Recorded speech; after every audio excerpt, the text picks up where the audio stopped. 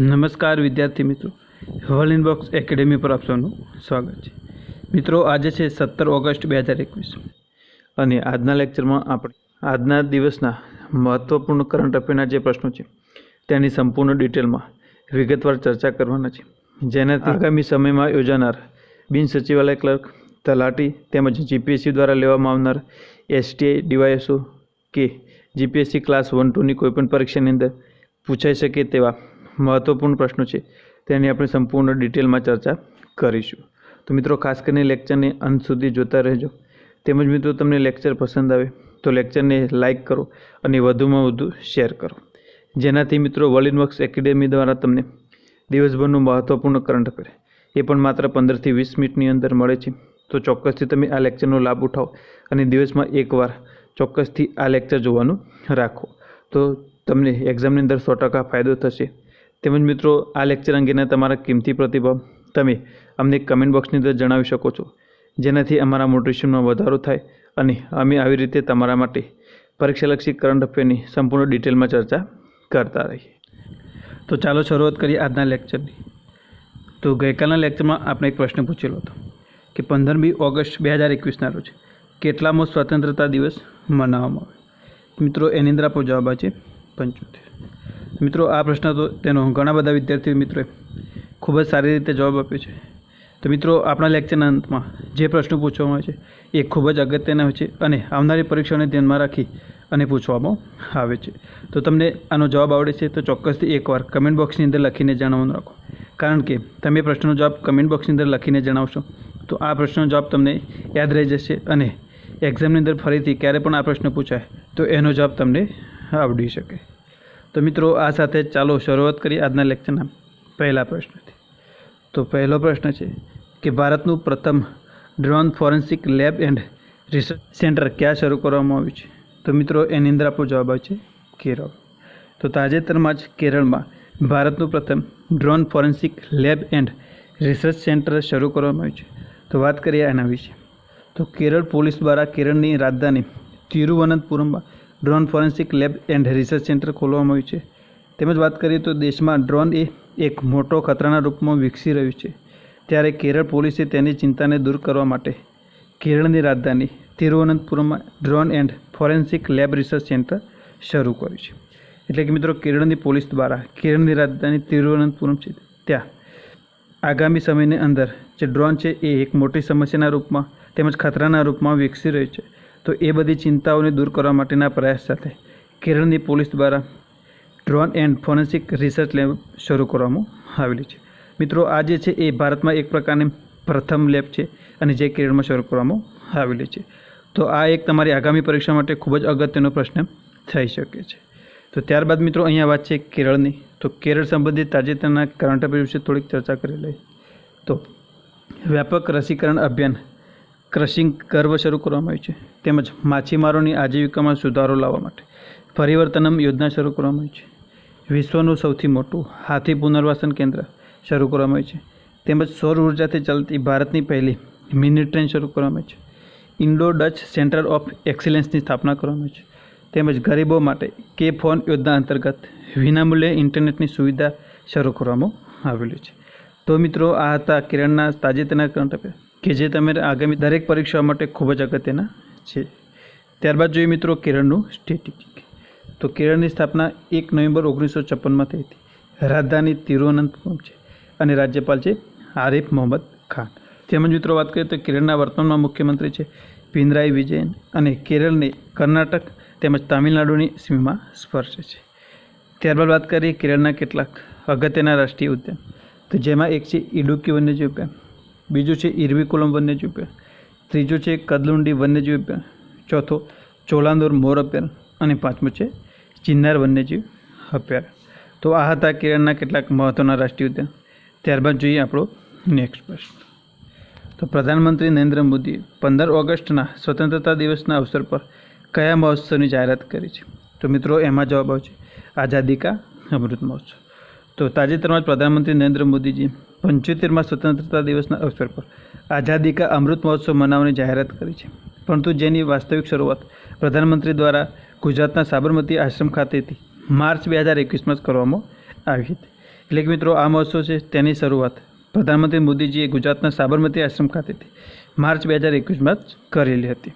તેમજ વાત કરીએ તો આઝાદી કા અમૃત મહોત્સવ જે છે તેને આવતા 2 વર્ષ સુધી મનાવવામાં આવશે. ત્યારબાદ જોઈએ મિત્રો આપણો આગળનો પ્રશ્ન. તો તાજેતરમાં મહિલાઓને આર્થિક રીતે સશક્ત કરવા માટે સોનચેરૈયા બ્રાન્ડ અને લોગો કયા મંત્રાલય દ્વારા લોન્ચ કરવામાં આવે છે? તો મિત્રો એની અંદર આપણો જવાબ છે આવાસ અને શહેરી બાબતોના મંત્રાલય. તો મહિલાઓને આર્થિક રીતે સશક્ત કરવા માટે સોનચિરૈયા બ્રાન્ડ અને લોગો આવાસ અને શહેરી બાબતોના મંત્રાલય દ્વારા લોન્ચ કરવામાં આવેલો છે. વાત કરીએ આના વિશે તો આ જે છે એને શહેરી સ્વસહાય જૂથના ઉત્પાદિત વસ્તુઓ માટે લોન્ચ કરવામાં આવે છે. એટલે કે મિત્રો આ બ્રાન્ડ અને લોગો જે છે તેને શહેરી સ્વસહાય જૂથો છે તેની ઉત્પાદિત વસ્તુ જે છે એના માટે લોન્ચ કરવામાં આવે છે. તેમજ વાત કરીએ તો બ્રાન્ડ અને લોગો મહિલાઓને આર્થિક રૂપે સશક્ત બનાવવા તેમજ તેમને સન્માનભેર જીવન જીવવામાં મદદ કરવા માટે સરકારના પ્રાથમિકતાવાળા ક્ષેત્રના અનુરૂપ લોન્ચ કરવામાં આવે છે. તેમજ આવાસ અને શહેરી બાબતોના મંત્રાલય શહેરી ગરીબ મહિલાઓ જે છે તેમની કૌશલ્ય અને તકોથી પરિપૂર્ણ કરવા માટે આ પહેલ શરૂ કરેલી છે. એટલે કે મહિલાઓને કૌશલ્ય પ્રાપ્ત કરવા માટે આ પહેલને શરૂ કરવામાં આવેલી છે. ત્યારબાદ જોઈએ આપણો આગળનો પ્રશ્ન. તાજેતરમાં accelerating India 7 years of Modi government નામનું પુસ્તક કોને વિમોચન કર્યું છે? તો મિત્રો એની અંદર આપણો જવાબ છે એમ વેંકૈયા નાયડુ. તો તાજેતરમાં જ ઉપરાષ્ટ્રપતિ એમ વેંકૈયા નાયડુએ accelerating India 7 years of Modi government નામનું પુસ્તકનું વિમોચન કર્યું છે. તો વાત કરીએ એમના વિશે તો ઉપરાષ્ટ્રપતિ એમ વેંકૈયા નાયડુએ આ પુસ્તક જે છે એનું વિમોચન કર્યું છે. તેમજ આ પુસ્તકમાં સંસદીય પ્રમુખના રૂપમાં પીએમ મોદીના 2 નિર્વાચિત કાર્યકાળની ઉપલબ્ધિઓ તેમજ તેમના મૂલ્યાંકનની યાદ અપાવે છે. એટલે કે મિત્રો આ પુસ્તક છે જેને સંસદીય પ્રમુખના રૂપમાં પીએમ મોદી જે છે તેમના 2 નિર્વાચિત કાર્યકાળની ઉપલબ્ધિઓ તેમજ તેમની મૂલ્યાંકનની યાદ અપાવે છે. ત્યારબાદ મિત્રો આપણા આગળના પ્રશ્નની ચર્ચા કરી એ પહેલાં વાત કરેલી તો વર્લ્ડ વર્ક્સ એકેડમી ગાંધીનગર દ્વારા આગામી 18 ઓગસ્ટ 2021થી એક જનરલ બેચ શરૂ થવા જઈ રહી છે. તેમજ મિત્રો આ બેચની અંદર તમને તલાટી, junior clerk, senior clerk, office assistant, PSI, ASI તેમજ કોન્સ્ટેબલ સહિતની તમામ પરીક્ષાઓની તૈયારી કરવામાં આવશે. તેમજ મિત્રો આ બેચ છે તેમાં તમને ગાંધીનગરની શ્રેષ્ઠ ફેકલ્ટી દ્વારા શિક્ષણ આપવામાં આવશે. તેમજ વર્લ્ડ ઇનબોક્સના કુલ 11 જેટલા પુસ્તકો આ સિવાય મંથલી મેગેઝિનના 6 અંક તેમજ ડેલી, વીકલી અને મંથલી ટેસ્ટનું શ્રેષ્ઠ આયોજન કરવામાં આવી રહ્યું છે. આ સિવાય દર મહિને એક કરંટ અફેરના સેમિનારનું પણ આયોજન છે. તેમજ મિત્રો તમને રીડિંગ માટેની નિઃશુલ્ક લાઇબ્રેરીની સુવિધા પણ ઉપલબ્ધ કરવામાં આવશે. તો મિત્રો જલ્દીથી આ કોર્સ માટે તમે એડમિશન લઈ શકો છો. તેમજ મિત્રો આ કોર્સ વિશેની વધુ માહિતી માટે તમે આપણા હેલ્પ નંબર 7575061818 પર કોલ કરીને માહિતી મેળવી શકો છો. તો મિત્રો આ હતી માહિતી વર્લ્ડ ઇનબોક્સ એકેડમી ગાંધીનગર દ્વારા શરૂ થવા જઈ રહેલ જનરલ બેચ વિશે. તો ત્યારબાદ જોઈએ આપણો નેક્સ્ટ પ્રશ્ન. તો તાજેતરમાં કયા રાજ્યમાં આદિપુરમ તહેવાર મનાવવામાં આવ્યો છે?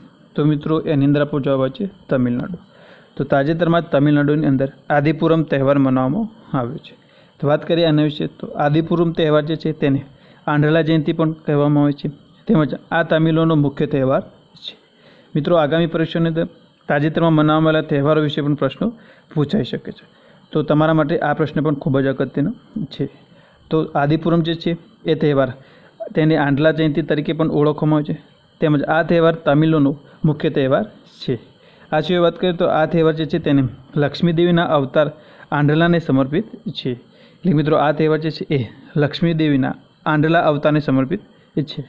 આદિપુરમ તામિલ કેલેન્ડરના આદિ મહિના દરમિયાન મનાવવામાં આવે છે અને અંગ્રેજીમાં જુલાઈથી ઓગસ્ટ દરમિયાન મનાવવામાં આવે છે. એટલે કે મિત્રો તામિલ મહિનો છે આદિ એ દરમિયાન આ તહેવાર મનાવવાનો છે. તેમજ વાત કરીએ તો અંગ્રેજીમાં તો અંગ્રેજી મહિનો જુલાઈથી ઓગસ્ટ દરમિયાન આ તહેવાર મનાવવામાં આવે છે. તો મિત્રો અહીંયા વાત છે તમિલનાડુની. તો તમિલનાડુના સ્ટેટિક જીકે વિશે ચર્ચા કરી. તો તમિલનાડુની રાજધાની ચેન્નઈ છે અને રાજ્યપાલ છે બનવારીલાલ પુરોહિત.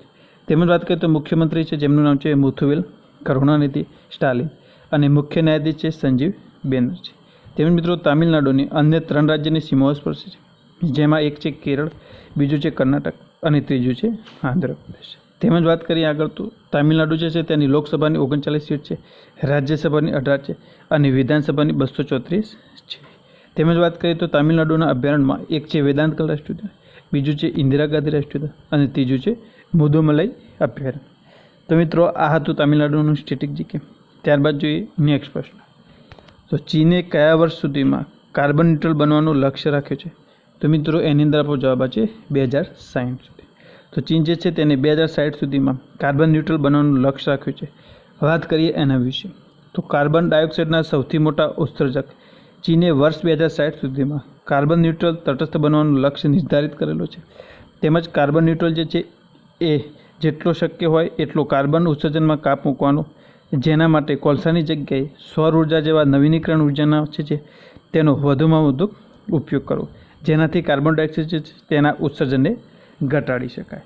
એટલે કે મિત્રો કાર્બન ડાયોક્સાઇડ જે છે એ ન્યુટ્રલ એટલે કે જેટલો શક્ય હોય એટલો કાર્બનના ઉત્સર્જનમાં કાપ મૂકવો, અને આ કાપ મૂકવા માટે કોલસાની જગ્યાએ સૌર ઉર્જા જેવી નવીનીકરણ ઉર્જા છે તેનો વધુમાં વધુ ઉપયોગ કરવો।